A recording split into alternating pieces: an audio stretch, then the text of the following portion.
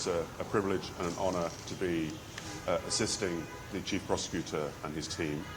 I have been appointed by the Law Ministry to serve as a Special Advisor to the Prosecution Section based on my previous experience in dealing with these matters in a number of different jurisdictions.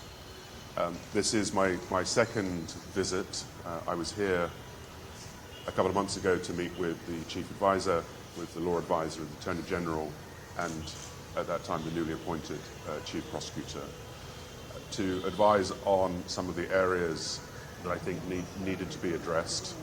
Certainly from my previous experience of the ICT under the previous government was obviously not a good experience, and there were a great deal of criticisms as to how the process was politically manipulated.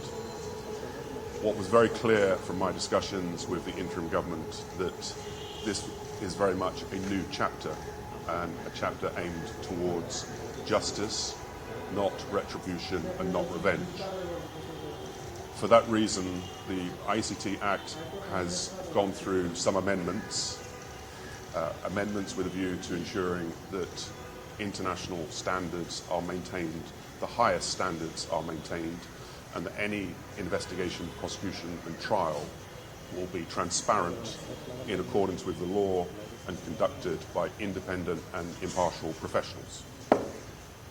Having had meetings the last 2 days, I believe that there are still amendments that need to be made. I think great steps have been taken already.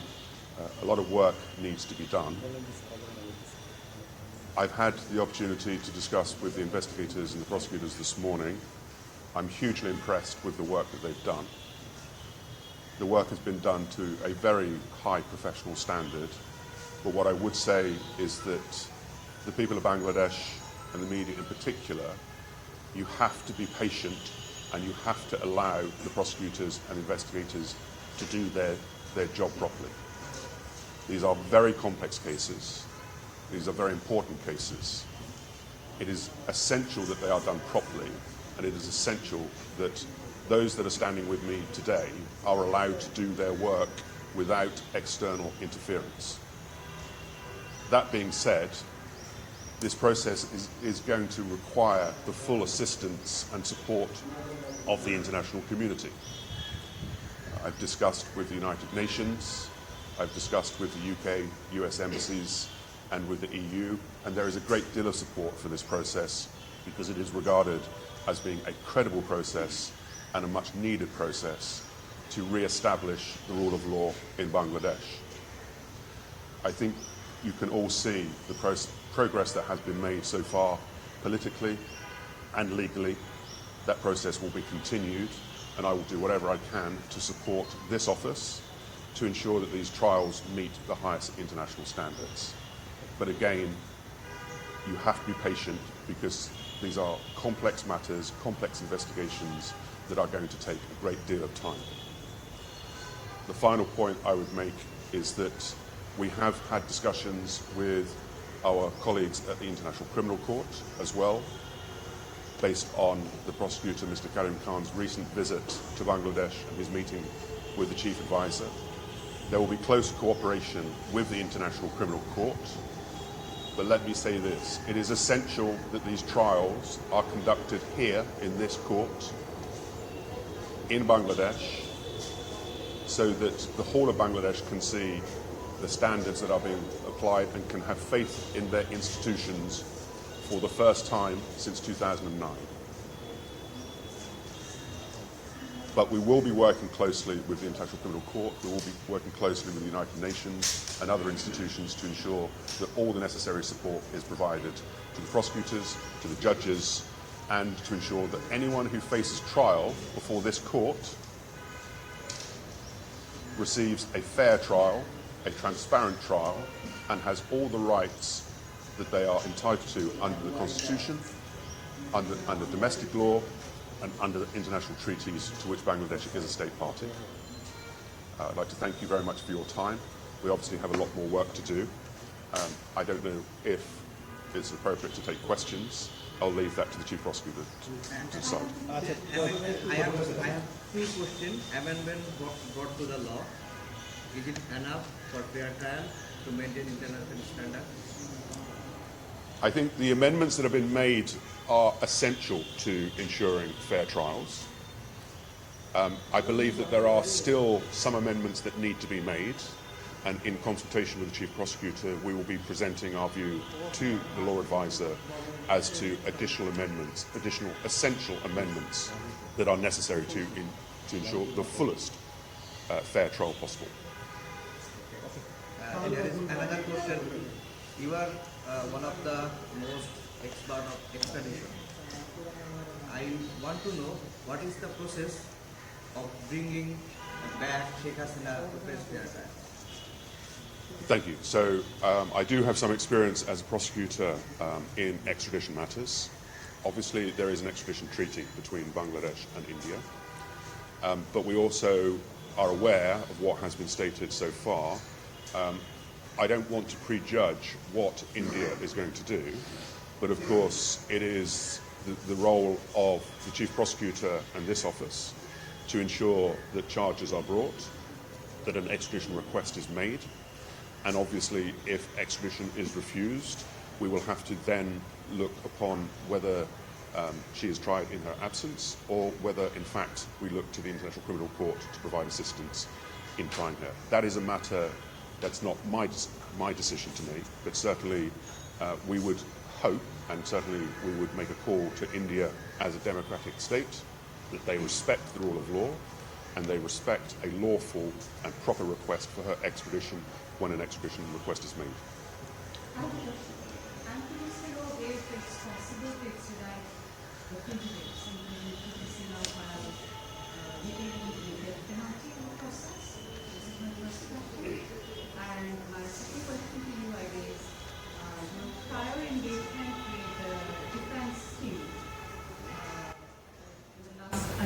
I should say the last one. It impaired people's pursuit to justice. So I'll deal with the second question first. So my experience of working previously for the defence at this court has shown me where the legal framework and the practice needs to be changed in order to meet the highest international standards. As a barrister, as a member of the Bar of England and Wales, I have a professional responsibility to uphold the highest standards of professional ethics and conduct, and that is what I will do.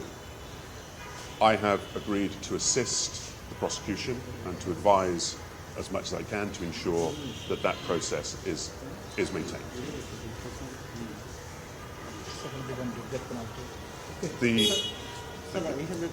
The first question in relation to the death penalty. Now, obviously, we are aware that for a number of states, particularly European states, that there is a refusal to extradite or to provide evidence in relation to proceedings where the death penalty is maintained. Now, of course, that will have to be a discussion that the government will need to engage in, whether it is appropriate to maintain the death penalty in these proceedings. And it will have to be a question as to whether, if they maintain the death penalty, whether they will lose the support, the absolutely essential support of European nations and the United Nations. Of course, that's not a decision for me to take. That is a decision that affects the government, and I understand that is a very topical issue to have. But certainly a decision will have to be taken as to whether it is appropriate to suspend the death penalty for these cases, to issue a moratorium, or whether the nature of these crimes are such that there will be a demand for the death penalty. Ultimately, it's a matter for the judges to decide as to whether the death penalty should be applied or not. Sir, I have a question, please. Sir, we know it's the international court. Is it possible to make bridge as a judicial bridge to international criminal court and in this court? So the first thing to recognise is that that Bangladesh is a member of the International Criminal Court and has been a member since I believe 2010. So the International Criminal Court has jurisdiction over Bangladesh if Bangladesh is unwilling or unable to prosecute themselves. The question will be whether, in light of certain individuals being outside of the jurisdiction, whether they can be brought to this country, and whether it is then more appropriate for the International Criminal Court to issue warrants of arrest, as they have done in relation to Vladimir Putin and Benjamin Netanyahu recently. So that will have to be a question that will be asked at a later stage. But the one thing that I would say is that the International Criminal Court is not the answer to all problems. Even if it was to pursue a case against the senior leadership of the previous government, it would not be able to prosecute everyone. So that means that the vast majority of those who have been accused of crimes will have to be prosecuted before this tribunal. But it will have to be a complementary relationship between the International Criminal Court and the International Crimes Tribunal here. So thank you very much. Earlier you refused from this tribunal and government, how many government? This day you are come here as a heroic hero. So how do you feel now? This is the last question. I have to say that when the student revolution started, and I was watching very carefully what was happening, and then I received an invitation to visit Bangladesh. I have to say that I accepted that invitation with some trepidation. But what I can say is, since I've been here, what I see is a new country. I think it is something to be very proud of, which is happening.